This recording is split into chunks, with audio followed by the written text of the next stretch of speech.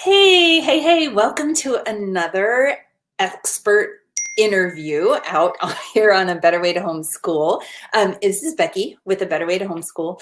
And once a week-ish, I've been blessed to have amazing moms and teachers and experts in their field come on to share goodies and amazingness with us.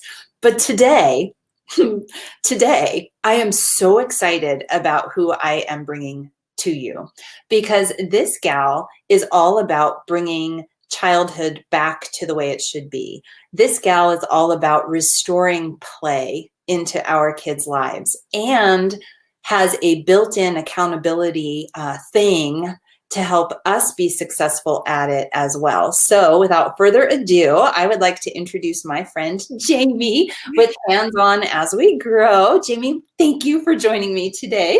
I'm so excited. I met Jamie by accident. I had seen a play challenge back in the spring where Jamie was doing this thing to encourage moms like me that are failures at giving their kids time to play. She has this free challenge that was coming into my inbox every day for a week to encourage me to get my kids to actually play, not just to work and hold a pencil. And I instantly fell in love, not only with the challenge, but with the materials, and then Jamie behind the scenes. She doesn't know that I'm her biggest fan, but I'm her biggest fan. So Jamie, play. Why is play so important for our kids? Well, that's a very broad. I know. Well, I just want kids to be kids is my biggest thing. Right. But I also want them to love learning and not get tired of it before they're 5 kind of thing. So, and play just makes everything fun. So, and it gives us a way to engage and be with our kids and see what they know in their heads, Right. without them really being tested and all that stuff. So that's why I think play is important. It's just a fun thing to do, and it's the best way that kids learn. So. Yes. And I'm a big, now I'm a homeschooler. I've been homeschooling 20 years. I have 5 sons. You have 3 sons. So between us, we have an army, like a SEAL team, special forces being released out into the universe. But I have found in teaching in a classroom, teaching my own children and helping other homeschoolers that if we don't let our kids touch and feel and explore and discover, their brains kind of shut down, that it is, you hear it said that play is the work of childhood, but it really is the way that their brains are wired to grow and learn and discover the world around them. And it's also where they learn to fail. That whole first attempt in learning, they're trying to build something and it falls apart, and they really don't even necessarily need mom to come to the rescue to say, ooh, this is how you put it together. They don't need us in there. They just need to kind of just have time to explore. But you created something different, because when we were chatting the other day, I asked you, well, how did the whole play challenges even start? And you shared where that came into, where the play challenges, we're going to talk more about them in a second, but where did this all begin in your own home? Okay. Well, I started my blog back in 2010, As We Grow, and I started it when my second was 2 months old, and my oldest was 2.5 old. Oh my gosh, 2.5 years old. Wow. To the point where I felt like I should be doing some stuff with my kids, but they didn't like to color. They don't sit and color. They're very active. They've always, it's like they were born with motors. But so where was I going with this? So I started doing the blog as a way to, I guess, tell everybody else, hey, I'm going to go do these things with my kids. You can hold me accountable if I don't do them. So it was my accountability, my blog. So after the blog grew and grew and grew, I tried to figure out how I could give that accountability to my readers. Because that's a lot of it. Was I know there's these activities to do with my kids, and I want to do these activities with my kids, but I just don't have any reason to do it. They never had that push behind them. So that's where I started to give them accountability through these challenges. as well as I have a membership as well that gives them those push, as well as ebooks. But right. the challenges came into play was I wanted to give them some accountability right now, do this today, and we're going to have a lot of fun together. There's going to be thousands of people doing it with you, and you'll see how they all do it together. Well, and so before we go far, so if anybody just comments yes below, it's going to, I have this magic Autobot named Lola. I call her Lola so that if she doesn't work properly, I have somebody else to blame besides myself. But if you say yes, it'll click you over to my blog, which then has links for, and this is one of the freebies that is in there towards the top of the post. This is a really cool activity planner. And Jamie, I'm just going to toot your horn for a second, because one of the things I'm flipping now, you probably are like sophisticated and have a color printer. I don't. I want to tell you that even black and white, it's gorgeous. My printer's out of commission right now. Oh my gosh. It's like, I kill printers at least once a year. So my husband's like, that's it. Black and white. It's the biggest toner cartridge we can find on the planet. I'm like, okay, I'll take it. But this is where I love this planner, because it walks you through the different ways that kids need to play. Their gross motor skills, big muscle skills, fine motor skills. I read an article recently that in medical school, they're having trouble finding surgeons because kids don't have fine motor skills developed anymore. Oh gosh. It's ridiculous because kids aren't playing in the mud and manipulating. So fine motor skills, sensory crafts, arts and crafts. So these different categories, and this is my favorite. Observing your children. How do they naturally play? Yes. What things do they migrate towards? What kinds of questions are they asking? So this freebie has you study your children and then think about, oh, these are the different ways that your kids can play, and then has the ability for you to say, oh, okay, well, we'll do this activity on this day. Okay, so just say yes, and tell me if Lola doesn't work. I'll be able to go back later. But I love this planner because it takes a step back. One of the challenges that I have found in 20 some odd years of teaching is that I fight this. I have to put a pencil or a pen in my child's hand in order to feel like a successful parent bringing up successfully educated kids, versus if I can just hide the pencils and the pens and give them Play-Doh and Legos and sticks and rocks and hikes and bicycles and plastic cups and rubber bands and popsicle sticks or whatever, and then just set them free to explore and be kids, I'm actually setting them up for success better than if I sit my 2-year-old down and I try to have them form the letter D or something on paper. If you really feel the need to have them hold a pen in their hand and get that practice in there, take the worksheet or whatever you're doing and just like make it in a big scale so that they're down on the floor and writing in a big way. Yes. Just gets them way more involved than sitting at a desk and writing like this or tracing a line or whatever. But when I don't know, there's something about it. I don't have an education background, so I can't talk about the actual proof of benefits, but I can just tell, and I know that there is a benefit to having your whole body involved in an activity or whatever you're learning, that you are going to retain it all better, if that makes sense. You shared a post on your Facebook page, which reminded me of something that I always did. I have boys, so they are like verbs. They are action. They are sound effects. You strap them to a chair, it's torture. So we would tape things on under their tables, under their desks, and we would have them right upside down. Paper with a pen. This is like my favorite thing for boys to do with pens and papers.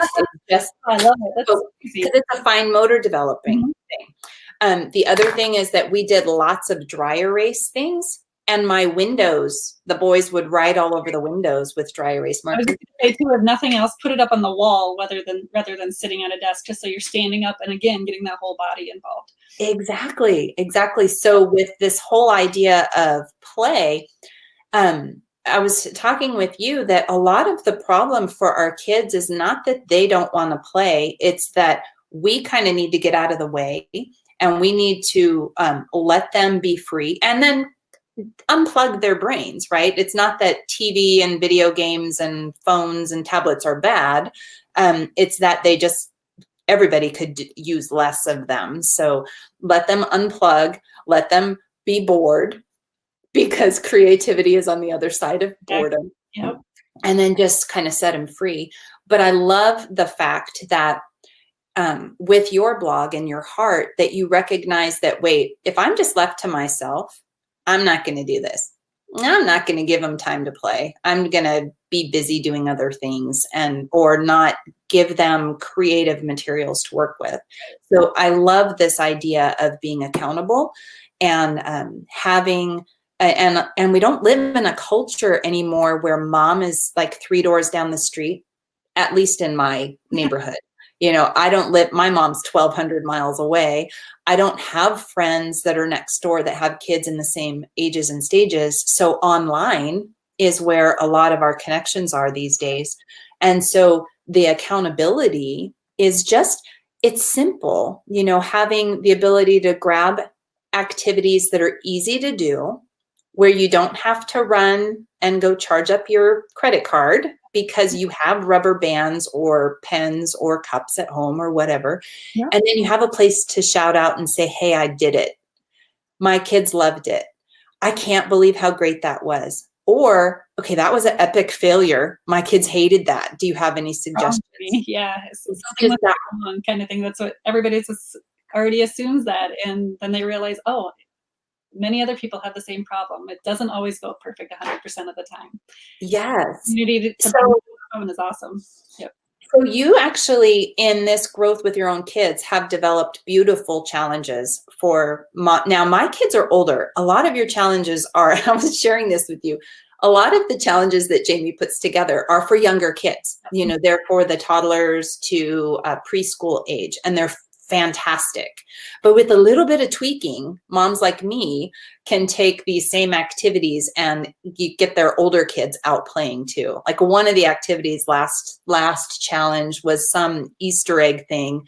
And I brought that outside and my boys and I shot bow and arrows. We shot arrows at it, and it was like, but that time of working together and just playing was priceless. And I never would have thought of the activity had I not been inside the challenge. So, but these challenges are simple. Okay. Tell me a little bit, and I don't mean simple like dumb. I mean simple like, oh, I can do that. Like, oh, I can set my kids up for this. It's like, I don't know what I have. Like, I have rubber bands on this, but it's like putting rubber bands on a can and pulling them off, because that rubber band, I don't have nails to do this right now. Right. It uses your fine motor strength to pull that off. Super simple stuff. Like, I mean, it doesn't even have to be on a bottle. It can be on a food can. It can be on a toilet paper roll. And it doesn't have to be rubber bands. It can be a hair tie. It can be, there's so many different simple ways. That's what I think of as simple. Right. Around the house that you can go grab and set out and just do it. You don't have to explain. You don't have to follow a set of instructions necessarily. So I love it. And our kids, they'll either love them or hate them, and that's okay. Yep, some of the activities will fail, and it's important that moms know that ahead of time. I have 5 kids, and just when I think I know what I'm doing, I try it on the next one, and they're like, no, I'm not going to do that.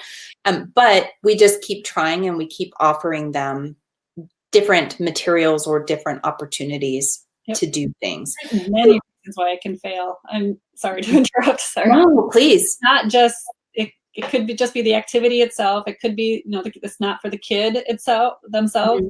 It could be our mood when we're introducing it to the kid. like, Right. go do this kind of thing, just like their mood. So it's not necessarily the kid, just they're not in the mood and they're not taking it that day, but the next day it might go well.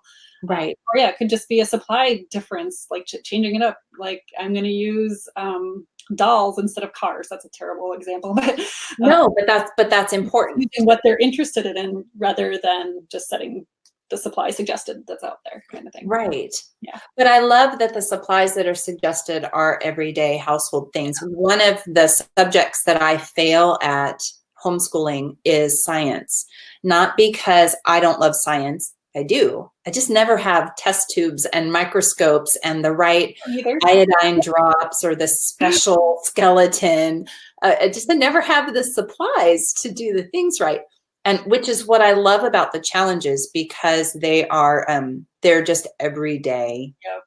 That's stuff. a big thing for me because I don't know, I blame it on having kids, 3 boys that don't really care about, they don't Right. care about being creative, but that's totally genderizing. I shouldn't be like that, but It's okay. I got 5 boys. I genderize all the time. my kids aren't going to go for it. So I don't want to go out and buy special, I don't know, starch ingredients or something, special weird something or whatever that I'm going to use for that one activity that may or may not work. So I've always been very particular, and I'm only going to use stuff that I would use again and that I know I will use again, or that I already have around the house. Kind of very cool. Very, very cool. And you have a couple do you have 4 main challenges that run through the year? 3. Okay. So there's one coming up, which we'll talk about in a second. And then there's one in January. Yep. We do a Get Active. It's all about gross motor, because it's middle of winter for us here in Iowa. We definitely need to get our energy out at that time of year. Right. We've been cooped up for 2 months already, and we have another 2 months to go. So. Right. And we need to be accountable to be active, even in the dark. I live in Washington, and for us, it's not freezing, but it's sopping wet and it's dark because we're high. So, or whatever. It just gets dark. It's like the dark days. Right now we're counting down because we can tell the days are shortening very quickly. We're like, no, it's like, no. So get moving in January. And then the other ones, was it in March, May? April, end of April. And I don't have that one as a set. We were still trying out our topic. This last year we did an independent play, just kind of doing, so the kids setting it up and letting the kids do it on their own. We had a craft challenge there in the past.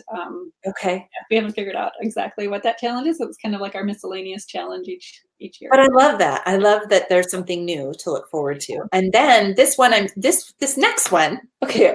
I'm so stinking excited about this. Now, when you look at these 2 people staring at you on the screen, Jamie is all about hands-on play, and she's empowering. This is funny in a second. So she's empowering you to learn without pencils, and I'm telling you, hide the pencils.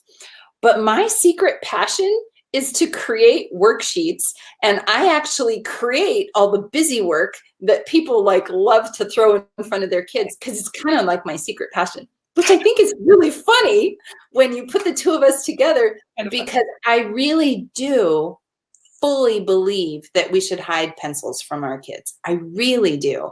But I think there's also a place for, as the kids get older, or if they're interested, and I was that little girl that could play school all day long. I was a teacher that wanted to check homework and do. I just loved it. I do think there's a place for worksheets. I do too.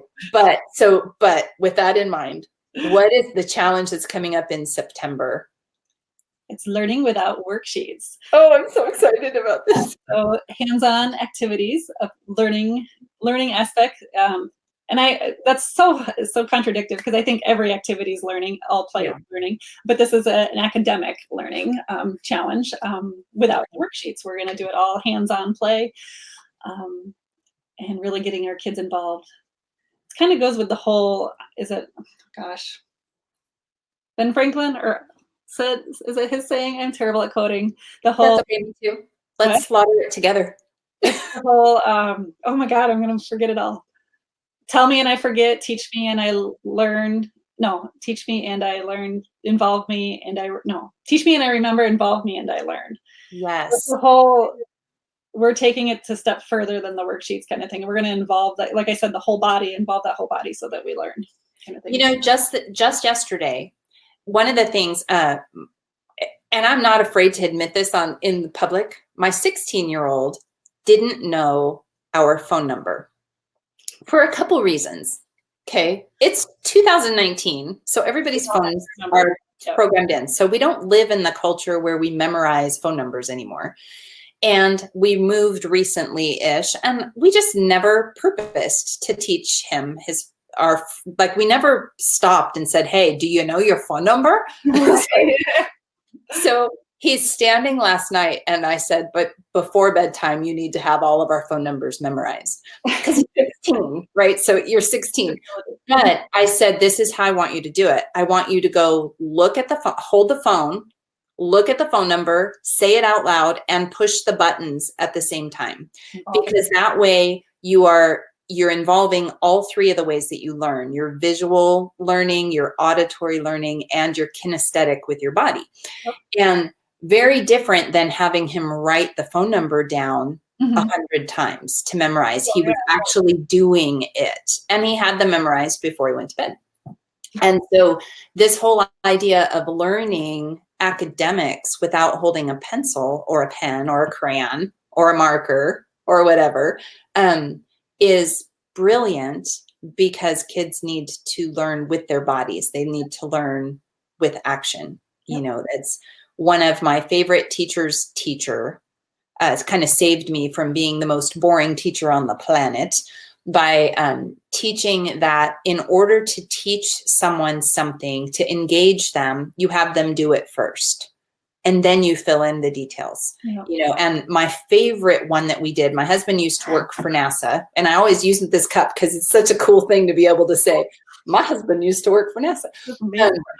Really cool. But we were able to go watch the space shuttle land for the last time before it was decommissioned there at NASA on the flight deck, where it was 142,000 degrees outside because it was in the middle of the desert.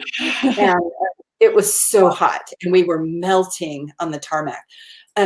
But after that day, we took the kids home, and now we learned about flight and aeronautics and the mechanics of the airplane, and they were all in because they had smelled the sweat and felt the breeze and been there and, you know, took pictures with the shuttle and all this stuff. Far off concept where it's we were like, all right, they've experienced it. Yeah. So I'm assuming that in your challenge you don't have the space shuttle. No space shuttle. Okay. We do experiments.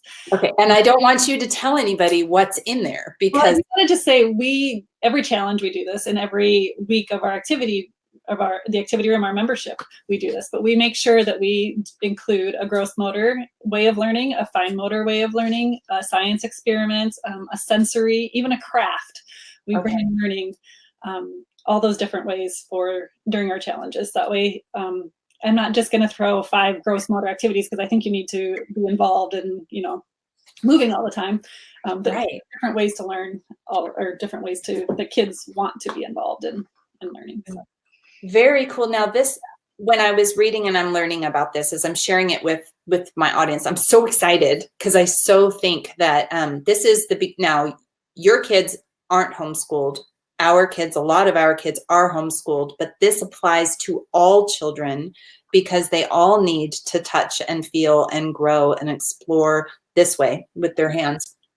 But this is the beginning of the school year right now. So it's the perfect time to remind ourselves that play really is the way to, it brings the passion of learning out in our kids when they're touching and growing.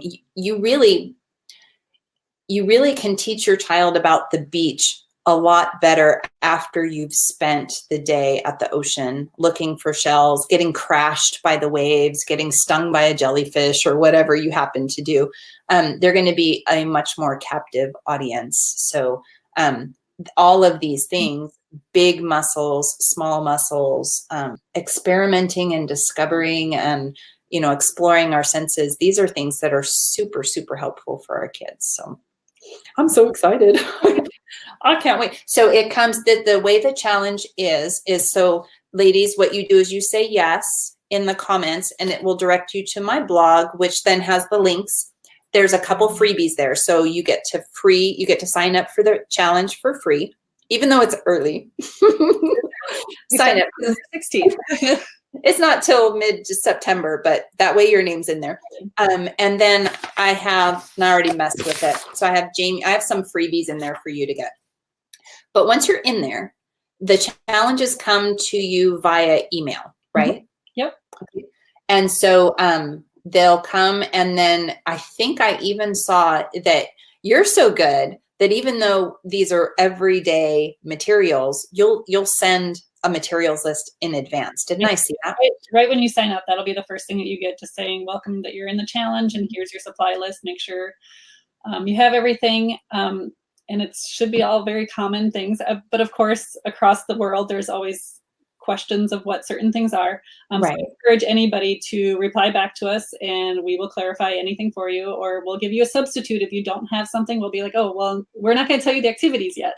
So, right. But we will be able to say, okay, for that, instead of that, you could use this, because we know what it's going to be used for. So, okay. So yeah, if you have any questions with supplies, let us know.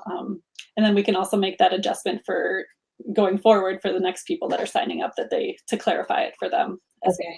So very cool. Yeah. And then I think that's it. This is one of those things. I've been a blogger since, I can't remember. I need to go back and I need to look. You said you started blogging in 2010. Yep. I think I started blogging in 2007. For same kind of thing, where holding myself accountable to teaching my kids, and just trying to share the mistakes I was making, with the purpose in mind that, okay, look, make better mistakes, make new mistakes. Just don't duplicate the ones that I've made. Right. So very clear from the beginning. Encouraging for you to share your mistakes, so other people see those mistakes and be like, oh, I'm not alone. Like, I've made that mistake too, kind of thing. Like, I love, that's so weird. I love failure together. I love too. I don't know. I like to know that other people mess up too. It's not just me. I even do that in my emails for my subscribers. The very first email that you get from me tells you I don't edit my emails. I just let my typographical errors just hang there, and I do that on purpose. I don't make the mistakes on purpose. Trust me, they just happen. But unless they're really gross mistakes, I just let them slide, because we live in a world where we think that our kids should read by 2, write by 3. Everything about us should be picture perfect. The crafts that the kids make should be Pinterest worthy. And our houses should be immaculate. Our meals should all be healthy.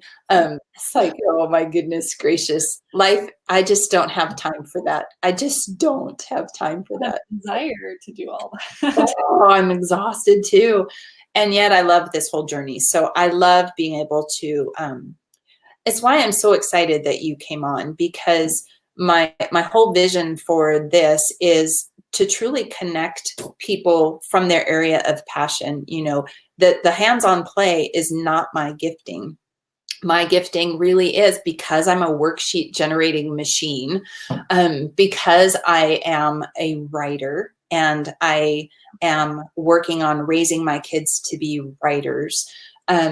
It's kind of my passion. So I'm that person that's really mean with a red pen. Boy, now I won't edit my own emails, but you hand me something to edit and I'm going to slash it to pieces. Just ask my kids. They'll like, so I need the reminder from a mom like you that, look, just chill, Becky, just chill. And let your kids play. Let them enjoy their childhood, because it's fleeting, and they will really get more from these activities than anything that I could give them on paper, especially the littles. Like, my kids are older now, so I feel justified in my making them write things down.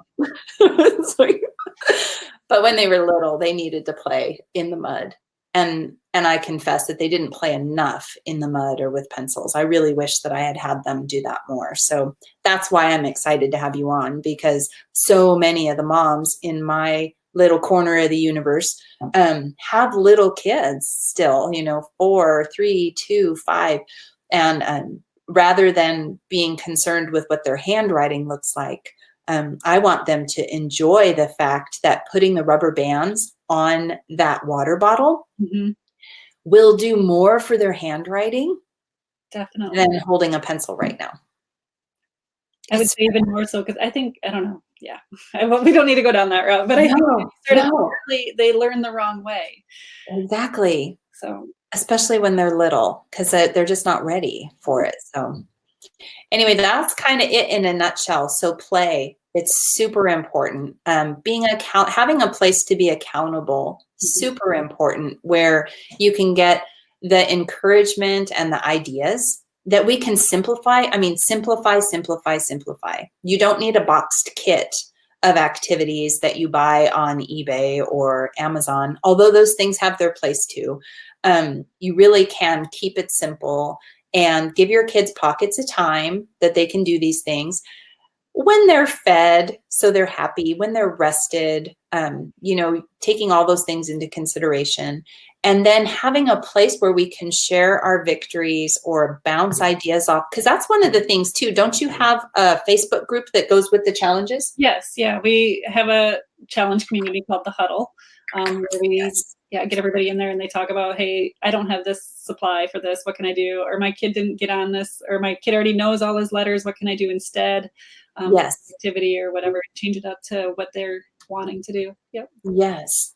And it's a positive place. Very much so. Yeah. Very much. I know in my private groups, I'm kind of militant about no like bashing or judging or being harsh. And I love that everything I've seen in your community is positive and encouraging also. So I love that. We are self-condemning as moms. We already feel like we're not doing enough. Right. We don't need anybody telling us that. We don't need anybody telling us at all. So I love that. So do you have any final comments or anything that you would want to share? No, I just thank you so much. And I hope all your people get to join us for the challenge. So too. It's going to be really fun. Like I said, learning without worksheets is by far my favorite challenge. It's the first one that we ever did, and it's only gotten better since then. So I'm super excited to do this year's. Yay. And last year, didn't like 100 billion people join in the challenge? 50,000 or something? We had 50,000 join in the last challenge in April. Yeah. 50,001 this year. I can't wait. So this is so exciting. Jamie, don't go away. I'll be right back in the back. So just a second. Whoops. Oh my gosh. I'm so excited. Okay. So you want to say yes. And you want to get the freebies from Jamie. They're hiding in plain sight on my blog, where you can join the play challenge, where you can get her a beautiful, amazing planner to help you plan out some activities. And there's a link to some cool scavenger hunts, which is something that you can do with your kids today. You can take them outside and you can go on a scavenger hunt in your neighborhood, in your backyard, or through town. Super, super excited. So do me a favor, comment yes, grab the stuff, but then go over and find Hands On As We Grow on Facebook and like the page. You are absolutely, if you don't know Jamie yet, if you haven't seen what she does yet, you are going to be so blown away at how amazing and rich and simple these activities are to do with your kids. And then, Mama, you're going to delight as you see what that does for your kids. It's really going to encourage you and enrich their lives. I promise you. So anyway, you guys have a wonderful, wonderful day. And I will see you soon. And I will also see you inside the challenge, because even though my kids are 14 and up, I'm going to be in there because I like to take the activities and then adapt them to my older kids as well. So have a wonderful day, and I'll see you in the challenge. Bye.